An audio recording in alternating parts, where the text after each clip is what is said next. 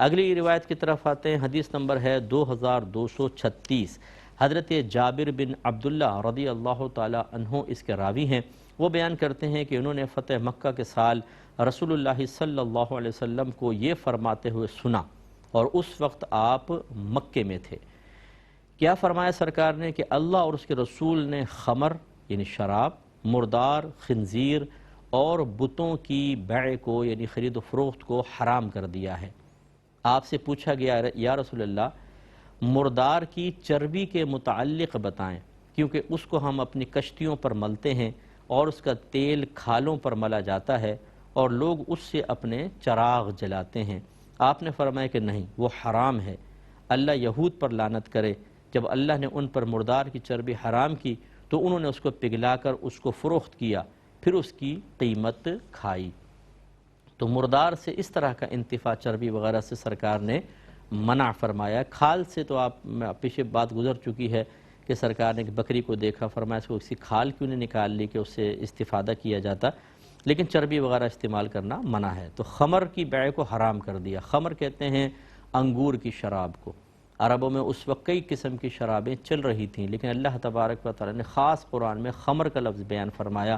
جو انگور کی شراب بغیر پکائی ہوئی ہوتی ہے اس کو کہتے ہیں خمر، یعنی وہ برتن میں انگور ڈال کر اس کو سیل پیک کر کے اور اس کو زمین میں وہ لوگ دفنا دیا کرتے تھے، اور ان کو پتہ تھا کتنے دن میں یہ سڑے گا انگور اور اس میں جھاگ پیدا ہو جائے گا اور پھر نشہ پیدا ہوگا۔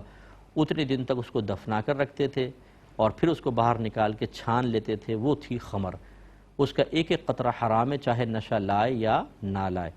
اور اسی پر قیاس کر کے پھر امام محمد رحمۃ اللہ علیہ کا فتویٰ ہے کہ دیگر تمام ہر طرح کی شراب وہ حرام ہے اور نجاست غلیظہ ہے۔ سرکار نے خمر کی بیع کو حرام قرار دیا فتح مکہ کے موقع پر۔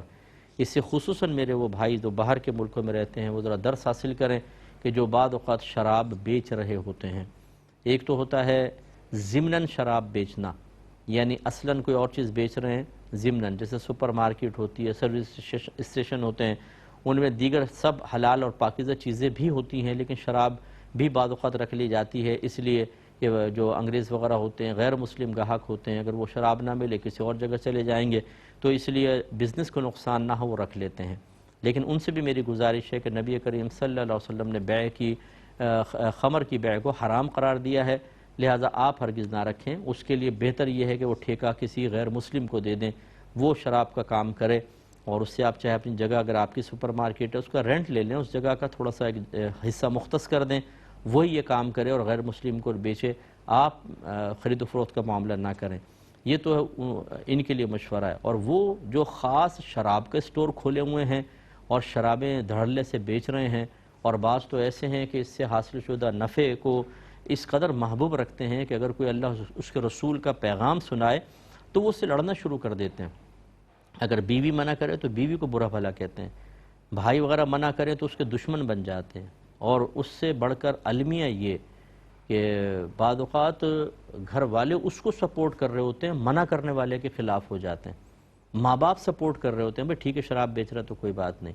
یہ تو آخرت میں پتہ چلے گا کہ اللہ کے نبی کے فرمان کو اتنا معمولی سمجھ کر جو پس پشت پھینک دے اور خالصتاً حرام گھر کے اندر لے کر آ رہا ہو، یہ جب پیٹوں کے اندر جائے گا تو کس طرح یہ مرنے کے بعد عذاب قبر، قبر کی آگ، سانپ اور بچھو، اور اللہ نہ کرے اگر اللہ ناراض ہوا تو جہنم کا انگارہ کیسے بنے گا، یہ مرنے کے بعد پتہ چلے گا۔